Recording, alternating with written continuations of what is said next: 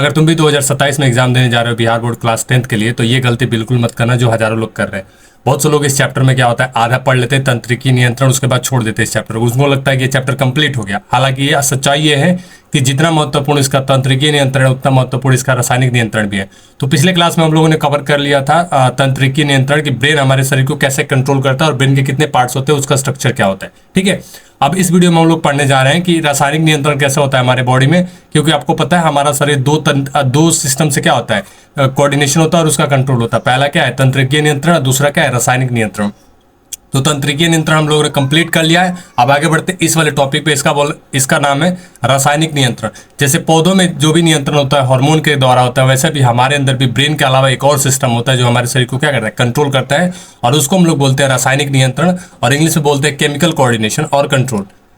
ठीक है, तो आगे बढ़ते हैं। शरीर की क्रियाओं का नियंत्रण संबंध में प्रयुक्त रसायन हार्मोन कहलाते हैं। हमारे शरीर में जो हार्मोन पाए जाते हैं उनको सिर्फ हार्मोन कहा जाता है, जबकि पौधों के शरीर में पाए जाने वाले हार्मोन को क्या कहते हैं, सिर्फ और सिर्फ क्या कहा जाता है, उनको फाइटो हार्मोन कहा जाता है। लेकिन हमारे बॉडी में पाए जाने वाले हार्मोन को सिर्फ हार्मोन कहा जाता है। ठीक है, हार्मोन क्या चीज होते हैं, हार्मोन अंतःस्रावी ग्रंथियों द्वारा स्रावित होते हैं और ये अंतःस्रावी तंत्र भी कहलाते हैं।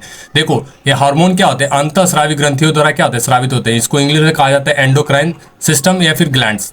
अब हार्मोन क्या होते हैं, ये विशिष्ट कार्बनिक यौगिक है। हार्मोन प्रेरक का कार्य करते हैं। किसका कार्य करते हैं, प्रेरक का, और विशिष्ट कार्बनिक यौगिक है। और याद रखना एक बात हमेशा कि हार्मोन जो है हमेशा थोड़े अमाउंट में, बहुत कम अमाउंट में क्या होते हैं, रिलीज होते हैं, और थोड़े अमाउंट से पूरे बॉडी को क्या करते हैं, कंट्रोल करते हैं। ठीक है, तंत्रिकीय नियंत्रण एवं समन्वय की अपेक्षा हार्मोन नियंत्रण समन्वय का प्रभाव अपेक्षा धीरे धीरे होता है, परंतु इसके प्रभाव देर तक टिकता है। देखो तंत्रिकीय नियंत्रण में ब्रेन का जो काम करने का स्पीड है बहुत तेज है। तुरंत तुमको यहाँ पे कोई चींटी काटेगा, तुरंत तुमको पता चल जाएगा कि तुमको कुछ ना कुछ हो रहा है, या फिर कोई तुमको टच कर रहा है, तुरंत पता चलेगा, तुम्हारा हाथ वहां से क्या होगा, हट जाएगा तुरंत।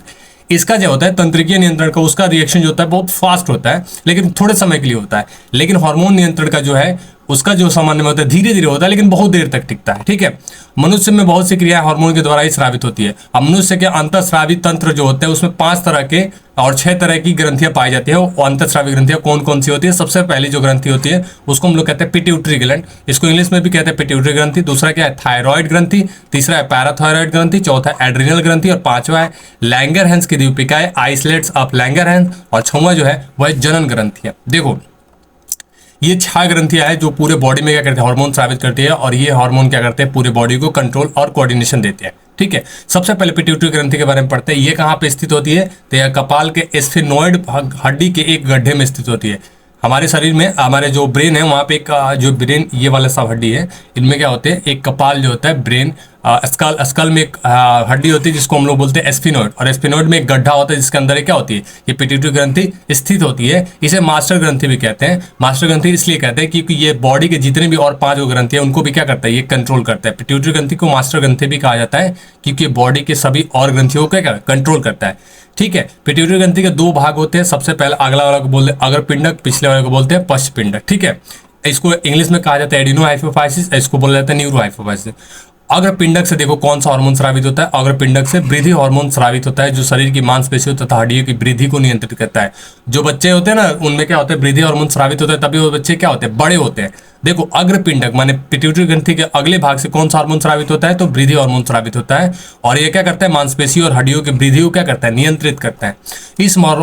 इस हार्मोन के अधिक मात्रा में स्रावित से मनुष्य की लंबाई औसत से बहुत अधिक बढ़ जाती है, हड्डियां भारी तथा मोटी हो जाती है। इस अवस्था को जिंजाटिज्म कहा जाता है। ठीक है, देखो अगर किसी कारणवश ये हार्मोन बहुत ज्यादा स्रावित होने लगे तो क्या होगा, हमारे बॉडी में हड्डियां क्या होगी, बहुत मजबूत हो जाएंगे, बहुत भारी हो जाएंगे, और हमारा शरीर वजन क्या होगा, बहुत ज्यादा बढ़ने लगेगा, लंबाई भी क्या होगी, बहुत ज्यादा बढ़ जाएंगे।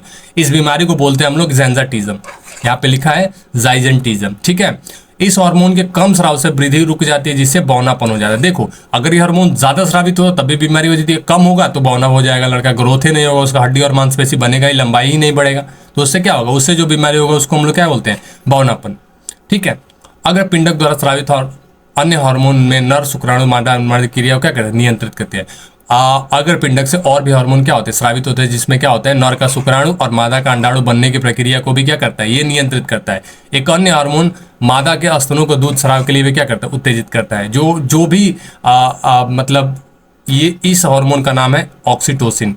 यहाँ पे हम लोग लिख दे रहे हैं ऑक्सीटोसिन, और यहाँ पे क्या है LTH इस तरीके से कुछ हार्मोन होता है, उसको लिख दे रहा हूँ, ठीक है। तो ये दोनों हार्मोन क्या करते हैं, वृद्धि करते हैं, और साथ में क्या होता है, और भी अंडाणु और शुक्राणु बनने की प्रक्रिया को भी क्या करता है, नियंत्रित करता है। ये अग्रपिंडक वाले सारे हार्मोन है। पश्च पिंडक में कौन कौन से है, पश्च पिंडक द्वारा स्रावित हार्मोन शरीर में जल संतुलन को बनाए रखने में सहायक होता है। देखो ये ADH हार्मोन निकालता है, एंटी डायूरेटिक हार्मोन कहा जाता है, और ये बॉडी में नियंत्रित करता है कि जल की कितनी मात्रा होगी और कितनी मात्रा नहीं होगी। पश्च पिंडक से एक और हार्मोन स्रावित होता है जो बच्चे के जनन के समय सहायक होता है, मादा में बच्चे के जनन के समय सहायक होता है, और वो भी कौन है, ऑक्सीटोसिन हार्मोन है, ठीक है, नाम रख रहा ऑक्सीटोसिन। पश्च पिंडक से दो स्रावित होते हैं, एक ADH और दूसरा क्या है, मतलब ऑक्सीटोसिन। और दोनों काम क्या है, पहला का ADH का काम है जल संतुलन बनाए रखना, और इसका काम पश्च पिंडक का काम है, दूसरा हार्मोन का ऑक्सीटोसिन का जन्म के समय क्या करता है, सहायता करता है यूट्रस को सिकुड़ने में, ठीक है। दूसरा ग्रंथि है थायराइड ग्रंथि, यह श्वास नली पे स्थित होती है। यहाँ पे जो है ना, ये पे ट्रैकिया पे, ठीक, ये थायराइड ग्रंथि कहाँ पे होती है, इस ट्रैकिया पे स्थित होती है।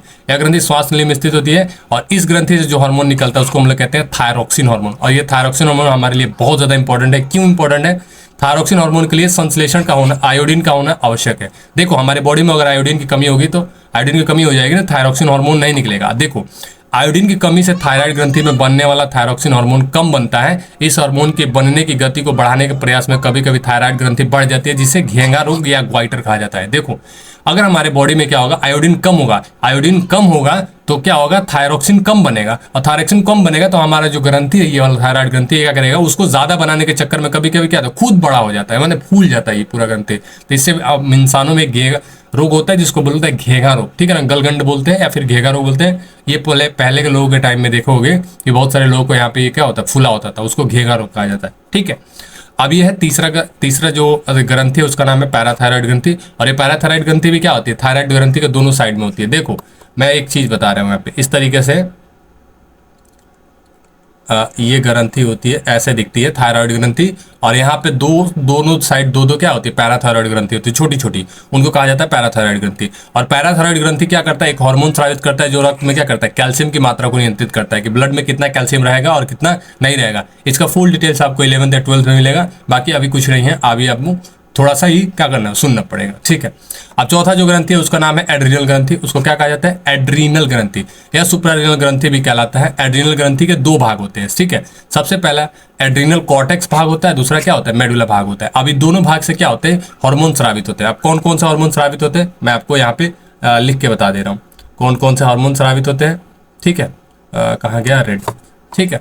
अब कॉर्टेक्स द्वारा कौन कौन सा हार्मोन स्रावित होता है, सबसे पहला जो हार्मोन स्रावित होता है उसका नाम है ग्लूकोकॉर्टिकॉइड्स। नाम थोड़ा सा बड़ा है, याद रखिएगा, ग्लूकोकॉर्टिकॉइड्स।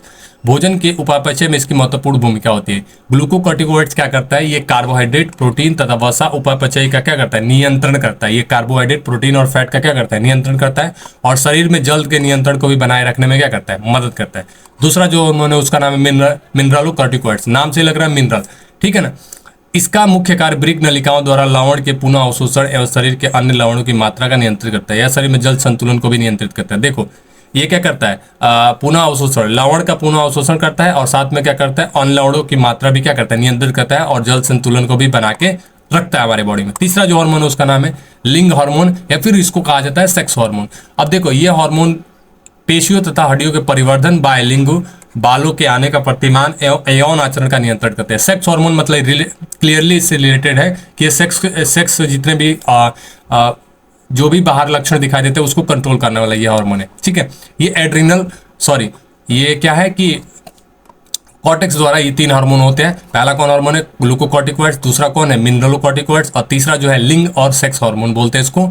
और मेडुला द्वारा कितना हार्मोन स्रावित होता है, मेडुला द्वारा भी दो हार्मोन स्रावित होते हैं, ठीक है। पहला क्या है, एपिनेफ्रिन, ये बहुत इंपॉर्टेंट हार्मोन है। अत्यधिक शारीरिक एवं मानसिक तनाव, डर, गुस्सा, उत्तेजना की स्थिति में इस हार्मोन का क्या होता है, स्राव होता है। जब किसी को डर लगता है, देखो ना, हमारा हार्ट बीट बढ़ जाता है, वो किस हार्मोन के चलते होता है, एपिनेफ्रिन के चलते। और एपिनेफ्रिन कहाँ स्रावित होता है, किडनी के ऊपर एड्रीनल ग्रंथि, एड्रीनल के मेडुला वाले भाग से क्या होता है, स्रावित होता है। दूसरा हार्मोन कौन है, नॉरएपिनेफ्रिन, ये समान रूप से हृदय पेशियों को उत्तेजनशीलता और संकुचनशीलता को तेज करते हैं। ये भी क्या होता है, जब हमारे इंसानों को अंदर डर होता है तब ये क्या करता है, नॉरएपिनेफ्रिन स्रावित होता है, हमारे हार्ट बीट क्या होता है, बढ़ने लगता है। अब पांचों जो ग्रंथि है उसको हम लोग कहते हैं लैंगरहैंस की द्वीपिकाएं। लैंगरहैंस की द्वीपिकाएं क्या होती है, इससे इंसुलिन नामक एक हार्मोन स्रावित होता है, और बहुत इंपॉर्टेंट है ये इंसुलिन, याद रखिएगा। हर बार परीक्षा पूछता है, इस बार हो सकता है पूछ दे, तो याद रखिएगा ये चीज। लैंगरहैंस की द्वीपिकाएं से क्या होता है, इंसुलिन हार्मोन का स्राव होता है, और ये इंसुलिन क्या करता है, रक्त में जो ग्लूकोज का लेवल है उसको क्या करता है, नियंत्रित करता है। मतलब रक्त में ग्लूकोज की मात्रा कितनी होनी चाहिए, कितनी नहीं होनी चाहिए, उसको ये क्या करता है, कंट्रोल करता है। ठीक है, इसके कम स्राव से, अगर ये इंसुलिन कम स्राव होगा तो ग्लूकोज की मात्रा क्या होगी, शरीर में बढ़ने लगेगी। तो इससे क्या होगा, मधुमेह या डायबिटीज, हम लोग जिसको नॉर्मल भाषा में हम लोग क्या बोलते हैं, शुगर बोलते हैं, वो हमको बीमारी होता है। इंसुलिन की कमी से मनुष्य में क्या होता है, शुगर का, मधुमेह का क्या होता है, बीमारी होता है, जिसको इंग्लिश में कहते हैं डायबिटीज कहा जाता है। ठीक है, लास्ट और फास्ट ग्रंथि है जनन ग्रंथि, और जनन ग्रंथि एकदम क्लियरली नाम से किससे, जनन से रिलेटेड ये ग्रंथि है। ठीक है ना, जनन कोशिकाओं का निर्माण इसमें होता है। सबसे पहला जो कोशिकी है, जो ग्रंथि है जनन ग्रंथि, उसको बोलते हैं अंडाशय, और ये फीमेल में पाए जाते हैं, 2 को होता है दोनों साइड। ठीक है, अंडाशय द्वारा कई हार्मोन का स्राव होता है। बालिकाओं के शरीर में यौनावस्था में होने वाले परिवर्तन इस हार्मोन के कारण ही होते हैं। देखो, ये हार्मोन जो स्रावित होता है अंडाशय से, उसमें मेन हार्मोन कौन है, एस्ट्रोजन है। कौन हार्मोन है, एस्ट्रोजन हार्मोन है। और ये क्या करता है, फीमेल्स का जो भी जो यौनावस्था में परिवर्तन होता है उसको क्या करता है, कंट्रोल करता है ये चीज। ठीक है, और दूसरा कौन है, दूसरा है वृषण हार्मोन, वृषण ग्रंथि। अब वृषण क्या करता है, एंड्रोजन्स को स्रावित करता है। ठीक है, जो क्या करता है, यौन आचरण को क्या करता है, नियंत्रित करता है, किस में, पुरुषों में। और एंड्रोजन में सबसे मेन हार्मोन है वो कौन है, टेस्टोस्टेरोन। ठीक है, याद रखिएगा, टेस्टोस्टेरोन ये जो लड़कों में क्या करता है, सारे यौन आचरण को क्या करता है, नियंत्रित करता है। तो ये है कंप्लीट आपका जनन चैप्टर। अगर ये वीडियो आपको अच्छा लगा तो वीडियो को लाइक कीजिएगा, चैनल पर नए तो सब्सक्राइब कीजिएगा। मिलते हैं नेक्स्ट वीडियो में, तब तक के लिए आपकी तैयारी के लिए गुड लक।